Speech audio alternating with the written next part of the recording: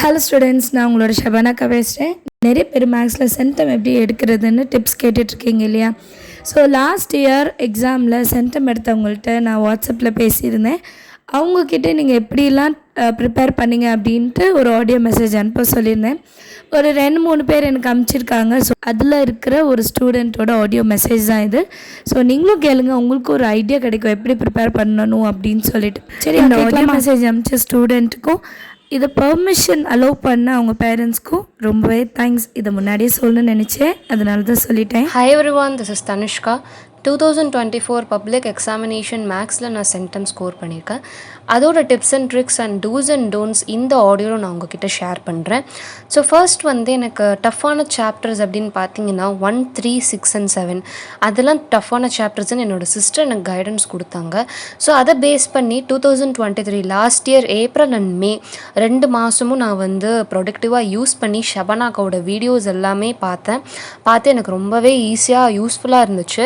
So அதை நான் use பண்ணி நான் 2 months நல்லா ரிவிஷன் பண்ணிட்டேன். 3 to 4 டைம்ஸ் நான் ரிவிஷன் கொடுத்துட்டேன் இந்த 4 சாப்டர்ஸும். அப்போ நான் எனக்கு எக்ஸாமுக்கு போகும்போது எனக்கு ஒரு ஃபியரே இல்லை. நான் கான்ஃபிடெண்ட்டாக இருந்தேன். ஓகே, எனக்கு நல்ல ஸ்கோர் வரும் அப்படின்ற கான்ஃபிடென்ஸ் எனக்கு இருந்துச்சு. மீதி இருக்கிற 4 சாப்டர்ஸுமே என்னால் ஈஸியாக கவர் பண்ண முடிஞ்சுது. அக்காவோட வீடியோஸ் தான் நான் பார்த்தேன். ஸோ அதனால் எனக்கு ஈஸியாக கவர் பண்ண முடிஞ்சுது. அண்ட் நிறைய கொஷின் பேப்பர்ஸ் நீங்கள் போட்டால் தான் மேக்ஸில் சென்டம் வாங்க முடியும். Question papers, model test, mark test, அப்புறம் ஐடியல் புக் பப்ளிகேஷன்ஸில் அவங்க நிறைய கொஷின் பேப்பர்ஸ் பப்ளிஷ் பண்ணியிருக்காங்க.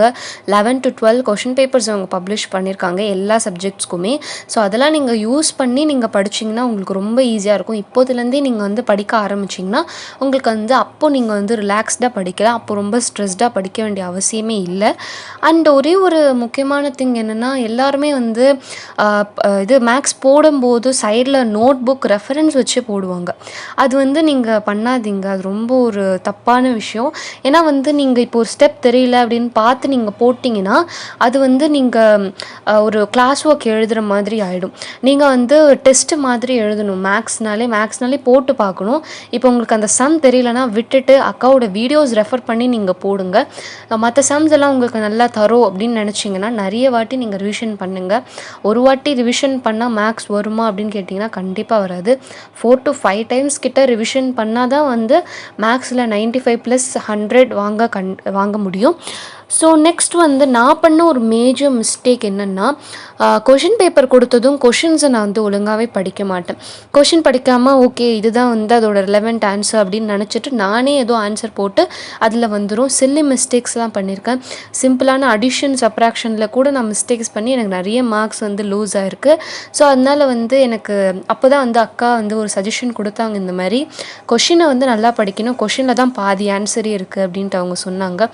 ஸோ அதை பேஸ் பண்ணி நான் நல்லா கொஷின்ஸ் படித்து அதில் இருக்கிற ஆன்சர்ஸ் எழுதி எனக்கு நல்லாவே மார்க் வந்துச்சு. அண்ட் புக்கில் திங்கிங் கார்னர் அப்படின்ட்டு குட்டி குட்டி பாக்ஸஸ் கொடுத்துருப்பாங்க. திங்கிங் கார்னர், அப்புறம் குட்டியாக பாக்ஸில் நிறைய கொஷின்ஸ்லாம் அவங்க கொடுத்துருப்பாங்க. 1 mark கொஷின்ஸ் மாதிரி இருக்கும், 2 marks மாதிரியும் இருக்கும். ஸோ அதெல்லாம் விட்டுறாதீங்க, அதுவுமே பாருங்கள். அண்ட் எல்லோரும் பண்ணுற ஒரு மேஜர் மிஸ்டேக் என்னென்னா, எக்ஸாமுக்கு முன்னாடி எனக்கு டைம் இல்லை அப்படின்ட்டு நினச்சிட்டு 1 marks அப்புறம் ஜாமெட்ரி, கிராஃபு, அதுக்கப்புறம் எக்ஸாம்பிள் சம்ஸ், யூனிட் எக்ஸசைஸ் அதெல்லாம் விட்டுட்டு போவாங்க. அதெல்லாம் விட்டிங்கன்னா உங்களுக்கு நிறைய மார்க்ஸ் நீங்கள் நினச்ச கிரேட்ஸ் உங்களால் அச்சீவ் பண்ண முடியாது.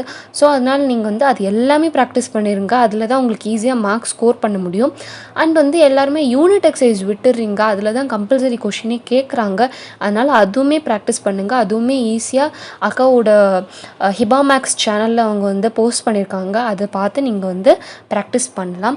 அண்ட் நெக்ஸ்ட் எல்லாருக்குமே ஒரு எக்ஸாம் ஃபியர் கண்டிப்பாக இருக்கும். எனக்குமே எக்ஸாம் ஃபியர் இருந்துச்சு.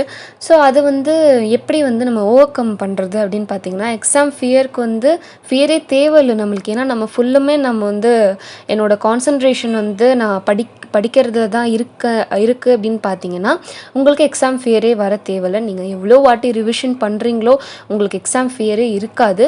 எனக்கு ஃபஸ்ட்டு இருந்துச்சு. அதுக்கப்புறம் நான் எத்தனை வாட்டி ரிவிஷன் பண்ணேன் அப்படின்னு பார்த்தீங்கன்னா நிறைய வாட்டி ரிவிஷன் பண்ணதுனால தான் எனக்கு எல்லா சப்ஜெக்ட்லையுமே நல்ல ஸ்கோர் கிடச்சிது.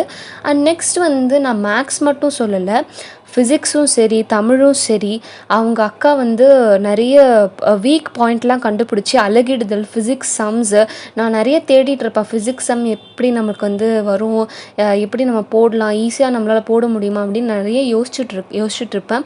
அப்போது வந்து எனக்கு அக்காவோட வீடியோஸ்லாம் பார்த்த உடனே ஓகே எனக்கு ஒரு கான்ஃபிடன்ஸ் வந்துச்சு. ஓகே இந்த வாட்டி நம்ம நல்லா ஸ்கோர் பண்ணலாம் அப்படின்னு நினச்சேன். அப்புறம் அழகிடுதலுமே எனக்கு எக்ஸாமுக்கு முன்னாடி நல்லா யூஸ் ஆச்சு. அதனால் அதுவுமே வந்து அக்காவோட கைடன்ஸில் தான் நான் வந்து பண்ணேன். அண்ட் அப்புறம் ரொம்ப முக்கியமான ஒரு விஷயம் என்னென்னா, யாருமே வந்து எக்ஸாம்ஸை வந்து ஸ்கிப் பண்ணாதீங்க. எக்ஸாம் ஸ்கிப் பண்ணிங்கன்னா உங்களுக்கு வந்து நீங்கள் நினைக்கிற கிரேட்ஸ் வராது. அப்புறம் வந்து நீங்கள் நினச்சிருப்பீங்க இவ்வளோ மார்க்ஸ் நான் எடுக்கணும் அப்படின்னு நினச்சிருப்பீங்க, அது உங்களால் அச்சீவ் பண்ண முடியாது. ஏன் சொல்கிறேன்னா, எவ்வளோ வாட்டி நீங்கள் ரிவிஷன் பண்ணுறீங்களோ அதுவுமே உங்களுக்கு வந்து ஒரு நல்ல ரிசல்ட்ஸ் கொடுக்கும். நீங்கள் வந்து படிக்கலை, நான் வந்து என் மேலே கான்ஃபிடென்ஸ் இல்லை அப்படின்னு நினச்சிங்கன்னா ஜஸ்ட் அட்டன் பண்ணிவிட்டு வாங்க. அதுக்கப்புறம் நீங்கள் வந்து அந்த கொஷின் பேப்பர் வச்சு எதெல்லாம் வந்து நம்ம படிச்சிருக்கோம் படிக்கலை அப்படின்ட்டு அதெல்லாம் கிளாரிஃபை பண்ணுங்கள். எக்ஸாம்ஸ் பார்த்து பயப்படாதீங்க, ஈஸியாக இருக்கும் எக்ஸாம். அப்படி நினச்சிட்டு நீங்கள் நிறைய வாட்டி ரிவிஷன் பண்ணிங்கன்னா உங்களுக்கு வந்து ஈஸியாக அமைஞ்சிரும் எக்ஸாமினேஷன்ஸ். ஸோ யாருமே வந்து எக்ஸாம் ஃபியர் அப்படின்றது அந்த ஒரு திங் வந்து வேண்டாம் அப்படின்னு நான் சொல்வேன். அண்ட் வந்து நான் அக்காவுக்கு தான் வந்து ரொம்ப தேங்க்ஸ் சொல்வேன். ஏன்னா லாஸ்ட் 2 இயர்ஸுமே வந்து நான் அக்காவோட சேனல் தான் நான் வந்து பார்த்தேன். அவங்களோட சேனல் பார்த்து தான் எனக்கு வந்து ரொம்ப ஈஸியாக எப்படி மேக்ஸில் சென்டம் எடுக்கிறது அப்படின்றது எனக்கு வந்து புரிஞ்சுது. அதுக்கு முன்னாடிலாம் எனக்கு மேக்ஸே அவ்வளோவா வந்து வராது. எனக்கு வந்து சென்டம்லாம் நான் எடுத்ததே கிடையாது. அப்புறம் 8th தான் வந்து நான் சென்டம் எடுக்கவே ஆரம்பித்தேன். அக்காவோட கைடன்ஸில் தான் எல்லாமே நடந்துச்சு. ஸோ இந்த வாட்டியும் சரி நம்ம ஃபாலோ பண்ணி பார்ப்போம், அக்காவோட வீடியோஸே ஃபாலோ பண்ணலாம் அப்படின்னு நினச்சி ஃபாலோ பண்ணது தான் இந்த ரிசல்ட்ஸில் வந்து எனக்கு நிறுத்திருக்கு. So I am really very thankful to Shabana அக்கா. I take this as an opportunity to thank everyone. Thank you so much. Audio எல்லோரும் கேட்டிங்க இல்லையா? ஸோ உங்களுக்கே வந்து ஒரு ஐடியா கிடச்சிருக்கும். எப்போவுமே கொஷின் பேப்பரில் கொஷின் கவனமாக படிக்கணும். எந்த கொஷினையும் ஸ்கிப் பண்ணக்கூடாது. திங்கிங் கார்னராக இருக்கட்டும், ட்ரை தீஸ் அந்த மாதிரி இருக்கட்டும், எதுவுமே ஸ்கிப் பண்ணக்கூடாது. எந்த எக்ஸாமையும் டெஸ்ட்டையும் ஸ்கிப் பண்ணக்கூடாது. அது முக்கியமான விஷயம். இன்றைக்கி நான் படிக்கலை அதனால் இந்த எக்ஸாம் நான் விட்டுறேன் பரவாயில்ல அப்படின்னு நினைக்காதீங்க. ஏதாவது எக்ஸாம் ஒரு வேளை நீங்கள் ஸ்கிப் பண்ணிட்டீங்கன்னா அதோட கொஷின் பேப்பர் வாங்கி என்னென்னலாம் வந்திருக்கு, உங்களால் அதை அட்டென்ட் பண்ண முடியுமா இல்லையான்னு பாருங்கள். அண்ட் நிறைய கொஷின் பேப்பர்ஸை ப்ராக்டிஸ் பண்ணுங்கள். அதுதான் ரொம்ப முக்கியம். அண்ட் ஃபைனலாக இவங்க சொன்னதில் முக்கியமான ஒரு பாயிண்ட் இருக்குது. மேக்ஸ் ஒர்க் அவுட் பண்ணும்போது பக்கத்தில் கைடோ கிளாஸ் ஒர்க்கோ இருக்கக்கூடாது. நீங்கள் ஒரு சம் ஒர்க் அவுட் பண்ணி பார்த்தா கூட நீங்கள் டெஸ்ட் மாதிரி எழுதும், அது மட்டும்தான் நமக்கு ஹெல்ப் பண்ணும். சரிங்களா? ஸோ இதே மாதிரி இன்னும் 2-3 ஸ்டூடெண்ட்ஸ் அனுப்பின ஆடியோ இருக்குது. அதை நான் கொஞ்சம் நாள் கழித்து நான் அப்லோட் பண்ணுறேன். பிகாஸ் முதல்ல ஒரு ஆடியோ எடுத்துகிட்டு அதில் இருக்க பாயிண்ட்ஸ் எல்லாம் நோட் பண்ணி வைங்க. அதையே ரிப்பீட் பண்ணி பாருங்கள், என்ன ப்ராக்ரஸ் நமக்கு கிடைக்குதுன்னு பாருங்கள்.